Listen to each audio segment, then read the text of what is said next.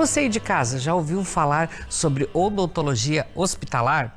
Olha só, esse é o nosso assunto dessa tarde. Estou aqui com a dentista Camila Sanches. Ela está aqui para tirar nossas dúvidas e, como eu falo, a participação de vocês é muito importante de casa também.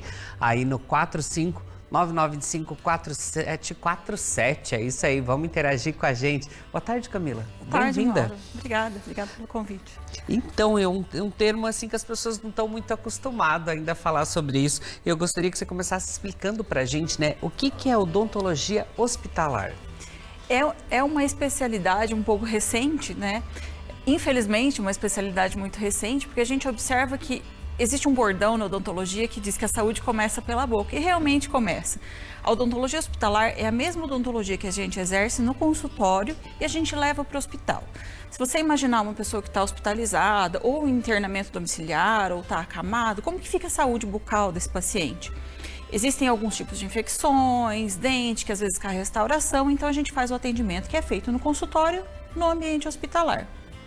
E assim, Camila, então, por que a presença do cirurgião dentista em hospitais causa surpresa, né? Porque você falou que é uma especialidade nova. Claro que a gente sabe que odontologia não, cirurgião dentista não, mas que foram feitas várias pesquisas, tratamentos, que é importante ter essa presença também, né?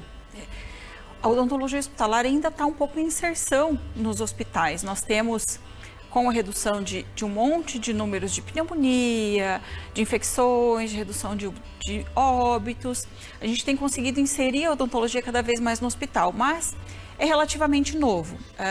Antigamente, há 10 anos, quando a gente falava em odontologia hospitalar, pensava-se muito em cirurgia bucomaxilofacial. São coisas complementares, mas completamente diferentes. E assim, como que é essa atuação da odontologia dentro das UTIs? Porque a gente sabe que quem está na UTI está acamado, de repente é uma semana, às vezes meses lá também, sim, e tem que ter esse higiene bucal também, né? Sim. A odontologia na UTI, principalmente, busca redução de foco infeccioso. Então, muitas vezes a gente sabe-se que quando o paciente interna na UTI, as bactérias bucais deles mudam completamente. Essas bactérias tornam-se mais agressivas, digamos assim. Isso faz com que o paciente se torne mais inflamado. Essa inflamação é generalizada.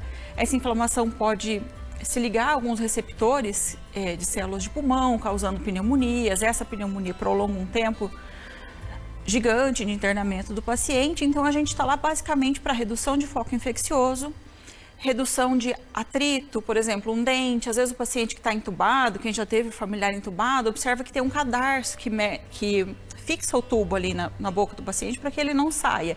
Esse cadarço muitas vezes provoca lesão, então a gente está para evitar danos maiores.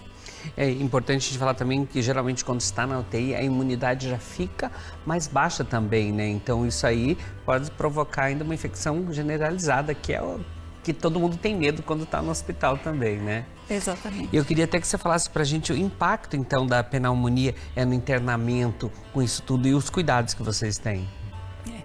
Nós temos uma pneumonia que é bastante preocupante, principalmente quando o paciente está em unidade de terapia intensiva e ele está entubado, que é aquela pneumonia associada à ventilação mecânica, quando o paciente está lá ligado no aparelho que vai estar respirando por ele. Essa pneumonia ela tem um índice altíssimo de óbito no nosso país, principalmente. Cerca de 30% de óbitos. Então, o dentista estando lá, ajudando na redução dos óbitos. Nós temos índices de hospitais onde não tinha a atuação do dentista e que a gente entrou, de redução de quase 40% da mortalidade dos pacientes. E assim, Camila, como que geralmente são os sintomas da pneumonia associados à saúde oral? Nós temos diversos tipos de pneumonia. A gente tem aquela pneumonia que o paciente tem em casa e tem as pneumonias que são associadas ao internamento. Dessas associadas ao internamento, tem aquelas onde o paciente não está entubado e o paciente está entubado. Quando o paciente está entubado, a gente observa aumento dos fatores de inflamação, as células de defesa acabam aumentando, porque ele está precisando combater uma inflamação, o paciente começa a ter febre. Muitas vezes, aquele dentinho que ficou um tempão para tratar e não foi, quando o paciente está internado, ele resolve incomodar, então começa a presença de pus. Mas, basicamente, febre e piora do quadro clínico. O paciente começa a ser muito mais inflamado e começa a ter uma piora clínica, de forma generalizada. E assim, e como que são assim, os sinais e tratamento nesses casos? Como que vocês atuam, a área de vocês lá? nós removemos o foco que está causando essa pneumonia. Então, se é um dente que está infeccionado, a gente remove. Muitas vezes, quando o paciente sofre um acidente e acaba indo para a UTI, a gente remove aparelho, remove dente, remove raiz. Às vezes, aquela lesão que é feita ali pelo cadarço pode levar a uma infecção, então a gente entra com a laser terapia para diminuir a lesão e, consequentemente, ir tratando. Com isso, faz com que o paciente saia mais rápido do hospital. E a gente sabe que isso é muito importante também, esses cuidados especiais, como a Camila está explicando para a gente, né? E o que é feito para manter a higiene oral desse paciente, Camila? Como que ela é feita? Nós seguimos um protocolo que é recomendado pela Associação de Medicina Intensiva, que é a higiene oral desse paciente a cada 3 vezes ao dia. Tá, mas ele não está comendo, ele está usando sonda. Mesmo assim, as bactérias continuam proliferando. Então, a higiene oral é feita com produtos específicos pela manhã, de meio-dia e à noite. Aí isso só de fazer higiene oral, a gente teve 40% de redução de pneumonia, só pelo simples fato de fazer a higiene oral bem feita. Olha só que interessante, né? E são pesquisas que são feitas também ali, né? E como que é o controle dessas infecções através da odontologia? Principalmente a remoção dos focos infecciosos. Nosso país ainda, infelizmente, a população é uma população que tem uma carência na parte bucal. Então, os pacientes internam para a gente, às vezes teve paciente da gente chegar a extrair 12 dentes porque não tinha como recuperar, e esse paciente fazendo febre. E a coisa mais legal é que esse paciente em específico, menos de 48 horas depois, ele não tinha mais febre, ou seja, os dentes realmente estavam causando aquela infecção nesse paciente. Então, basicamente, a gente entra com a remoção do foco infeccioso e a prevenção de lesões. Porque de repente nem o paciente sabe também os problemas que tem ali, né? E quando a gente fala foi para UTI no caso de um acidente, não tem como você ver o que está acontecendo, qual o tratamento que estava fazendo também, né, Camila? Exatamente. Em alguns casos, a gente entra em contato com o dentista do paciente ou o familiar, informa. Por exemplo, esse dente aqui, ele parece que para mim precisa extrair, então a gente acessa o exame de imagem desse paciente, tomografia, o raio-x, entra em contato com o dentista, se tem alguma previsão, mas se esse dente está dando qualquer sinal de infecção, a gente preconiza pela remoção dele. E esse tratamento ele já começa no primeiro momento, Camila, que o paciente já vai para a UTI, ou no segundo dia, terceiro, ou se começa a perceber que a febre não diminui, a que hora que vocês chegam para esse tratamento? O ideal é que seja feita a avaliação odontológica e a remoção de qualquer foco infeccioso nas primeiras 24 horas. Fazendo isso, a gente já tem uma redução muito importante naquele nível de pneumonia. Então, nos nossos pacientes, nos hospitais onde a gente atua, a gente faz a avaliação em até 24 horas do internamento. E como que, já em casos de prevenção de lesões na UTI, como que elas são realizadas? Por exemplo, aquelas lesões que são feitas pelo cadarço do tubo. A gente preconiza a lateralização desse cadarço, só mexer ele de lugar a cada 2 horas, assim como o paciente, quando está na UTI, é virado de posição a cada 2 horas para não ter lesão, a gente consegue prevenir. Ou então com a laser terapia, dispositivos que a gente usa, por exemplo, um paciente está saindo da sedação e ele está inconsciente ainda, mas ele começa a morder. Então a gente tem adaptação de protetor bucal para proteger mucosa, língua desse paciente. Tem uma série de artefatos que a gente pode lançar a mão para que esse paciente saia o mais rápido possível e o melhor possível da UTI. Você falou aí sobre a laser terapia, inclusive essa semana, né, foi um dos nossos assuntos aqui no Ver Mais, nas nossas tardes aqui, a laser terapia, que ela vem trabalhando em várias funções, vários tipos de tratamento também, e esse tratamento é para regeneração da pele também, da saúde, das feridinhas às vezes que faz na boca também, a recuperação é mais rápida com laser, né?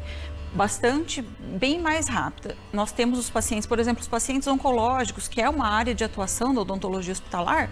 Os pacientes oncológicos que a gente entra com a laser terapia, eles não chegam a fazer aquelas lesões de mucosite, aquelas aftas na boca toda. Então ele tem uma qualidade de vida muito maior, ele não precisa de sonda, ele consegue se alimentar bem. A alimentação é uma coisa muito importante no tratamento oncológico, né? Como a Camila falou, mas na UTI não tem alimentação, é sonda tal, mas os dentes precisam ser tratados iguais, porque as bactérias estão ali, estão se movimentando ali. Alguns já vêm com as bactérias também, né? Como você falou, às vezes acaba não cuidando, e ali elas podem aumentar também, né? Elas aumentam. Tem vários estudos que mostram pra gente que a flora bucal de bactérias, a gente precisa de bactérias, né? Bactérias boas, mas a flora bucal muda completamente, 48 horas depois de internamento na UTI. Essas bactérias, elas são muito mais agressivas. E por isso a gente precisa ter um bom controle do número dessas bactérias. Quanto menos bactéria, menor a chance de infecção. Camila, e assim, existe ainda um preconceito em relação a essa prática, né, odontológica em hospital? Porque como a gente falou, ela é uma prática nova ainda, ela tem um pouco de tabu ali, as pessoas têm um pouco de receio ainda? Ainda existe bastante receio. Felizmente, a pandemia trouxe isso de bom, se a gente pode dizer que trouxe algo bom, foi o reconhecimento da importância do dentista inserido no hospital. A nossa UTI, que a gente atuava na pandemia, era a única UTI do estado que tinha dentistas. Então a gente teve, comparado com a média nacional, nós tivemos quase 40% menos de óbitos depois da inserção do cirurgião dentista. E o acompanhamento que a gente faz de longa data no hospital, 60% menos de pneumonia. Então, com esses dados e com profissionais que estão sempre se atualizando, sempre estudando, sempre buscando, a gente consegue mostrar o quão importante é a odontologia hospitalar, quão importante é o dentista inserido na equipe, e aí esse preconceito vai ficando de lado.